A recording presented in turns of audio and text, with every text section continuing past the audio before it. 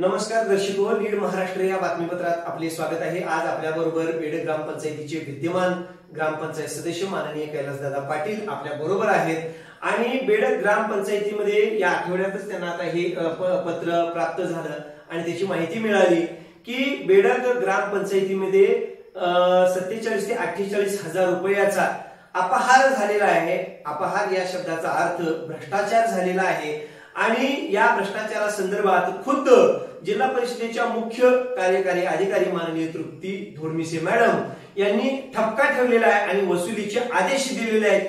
आज आपण दादांना विचारतोय की दादा नेमकं हे प्रकरण काय आहे। मार्च 2022 ते डिसेंबर 2022 पर्यंत ग्रामपंचायतच्या त्यावेळची तत्कालीन सरपंच असेल किंवा तत्कालीन ग्रामसेवक असतील यांनी जो अफार केलेला आहे बाजार कर गोळा करून तो ग्राम निधीमध्ये न भरता तो परस्पर लाटलेला आहे। त्या संदर्भात आम्ही ती तक्रार केलेली होती। त्या अनुषंगानं आदरणीय सीओ मॅडम धोडमिसे मॅडम यांनी तो आदेश दिलेला आहे। मला सांगा याच्यामध्ये कोणाकोणावर हे आरोप ठेवण्यात आलेले आहेत। त्यावेळचे तत्कालीन सरपंच सन्माननीय रुपाली शिंदे मॅडम, त्यावेळचे तत्कालीन ग्रामसेवक BL पाटील आणि MP कांबळे या तिघांच्यावरती तो दोषारोप सिद्ध झालेला आहे आणि त्यांनी तसे वसुलीचे आदेश दिलेले म्हणजे बेडग ग्रामपंचायतीच्या मार्च 2022 ते डिसेंबर 2022 या काळातील जो बाजार कर आहे तो बाजार कर ग्रामपंचायतीच्या निधीमध्ये वर्ग झालेला नाही। तसे कोणतेही दस्तावेज ग्रामपंचायतीच्या दप्तरात सापडत नाहीत।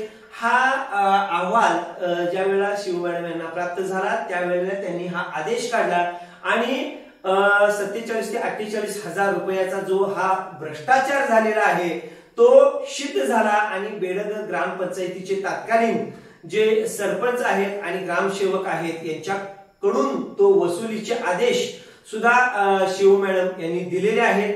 दादा मला सांगा की आता जे शॉपिंग कॉम्प्लेक्स बेडग मध्ये जिल्हा परिषद शाळा नंबर 2 पाडून जे शॉपिंग कॉम्प्लेक्स उभा राहिलेला आहे आणि त्याच्यामध्ये काही अतिक्रमणासंदर्भात सुद्धा आपण लाक्षणिक उपोषण जिल्हा परिषदेसमोर केलं होतं।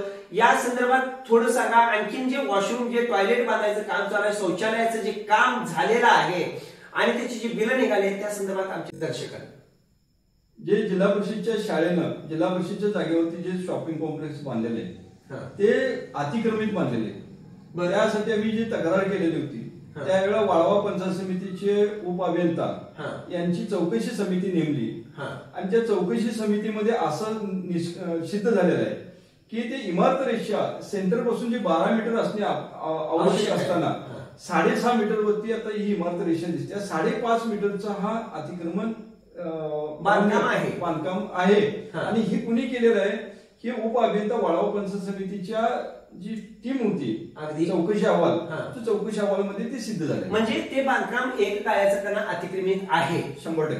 मला सांगा की जे आता शौचालय चालू आहे त्या शौचालयाचं म्हणजे जे झालेलं आहे पूर्ण त्याची बिलही निघायला लागलेली आहेत। या संदर्भात तुम्ही एक आता पत्र व्यवहार केलेला आहे की त्याच्यामध्ये भ्रष्टाचार फार मोठ्या प्रमाणात झालेला खूप मोठा भ्रष्टाचार झालेला आहे।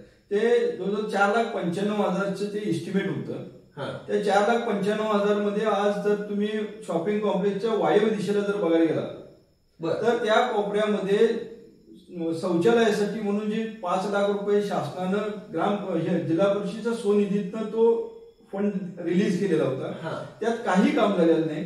त्या शौचालयामध्ये प्लॅस्टर झालेलं नाही, त्या शौचालयामध्ये सेप्टिक टँक बांधलेला नाही, त्या शौचालयामध्ये दरवाजे नाही, कुठल्याही गोष्टीची त्यात व्यवस्था केलेली नाही। फक्त पैसे काढणे हा एकच उद्योग केलेला म्हणजे अजब टॉयलेट की गजब कहाणी आहे ही 100%। म्हणजे 5 लाख रुपयाचं टॉयलेटचं एस्टिमेट असताना त्याच्यामध्ये काय आवश्यक आहे आणि सर्वात महत्वाचं म्हणजे एक भांड बसवलेलं आहे त्याला कोणतेही प्लास्टर केलेले नाही, जे टँक आवश्यक आहे तो टँक बांधलेला नाही किंवा ते हा आरोप आम्ही करत असताना मी प्रत्येक गावातल्या सगळ्या नागरिकांना विनंती करतोय की उद्याच्याला परवा दिवशी तुम्हाला जसं वेळ मिळेल तसं कुणीही जायचं त्या शॉपिंग कॉम्प्लेक्सच्या वायव्य दिशेला बघा तुम्ही सगळ्यांच्या नजरेशील वस्तुस्थिती काय आणि मी आरोप जे करतोय ते चुकीचं असेल तर गावाने आम्हाला सांगायचं। दादा मला सांगा की त्या टॉयलेट जे बांधलेलं आहे त्याचं बिल निघाले बिल पूर्ण एमबी झालेलं आहे, बिल निघालेलं आहे. म्हणजे बिलाचे पैसे भरले झालेले आहेत. त्याचा दोष दायित्व कालावधी पण कदाचित संपलेला असेल असं मला वाटतं. म्हणजे 5 लाख रुपयाचं जे हे टॉयलेट आहे त्या टॉयलेटमध्ये फक्त एक भांड दिसेल तुम्हाला टॉयलेटचं. याच्या व्यतिरिक्त त्या टॉयलेटमध्ये काहीही दिसणार नाही, कारण त्याला खाली टँक नाही, त्याला पाण्याची कोणती सोय नाही. मात्र 5 लाख रुपयाचं बिल जिल्हा परिषदेकडनं काढण्यात आलेलं आहे. म्हणजे आपण या उदाहरणावरून एक लक्षात घेऊ शकतो की याच्यामध्ये किती मोठ्या प्रमाणात भ्रष्टाचार झाला आहे. आणि खुद्द जिल्हा परिषदेने हे बिल वर्ग केलेलं आहे, अदा केलेलं आहे.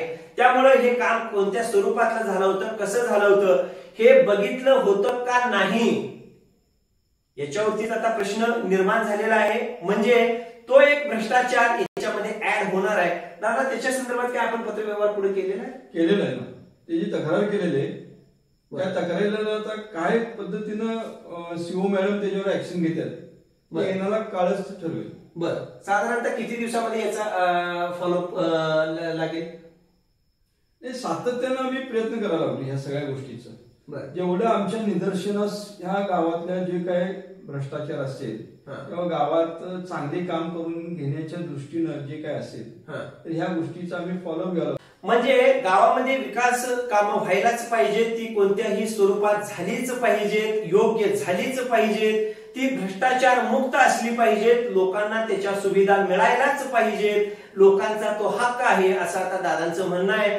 कारण लोकांच्यासाठी जर एखादं विकास काम करायचं असेल तर त्याचा उपयोग लोकांच्यासाठी झाला पाहिजे. जर टॉयलेट बांधायचं आहे तर त्या टॉयलेटचा उपयोग झाला पाहिजे, नाहीतर ते टॉयलेट बांधून उपयोग काय असाच प्रश्न आता निर्माण झालेला आहे. याच्या संदर्भातील भ्रष्टाचार लवकरच सिद्ध होईल असं आता कैलासदादांनी सांगितलेलं आहे. आपण तुर्तास या व्हिडिओमध्ये इथंच थांबतोय. मात्र याचा भाग 2 आपल्याला लवकरच बघायला मिळणार आहे.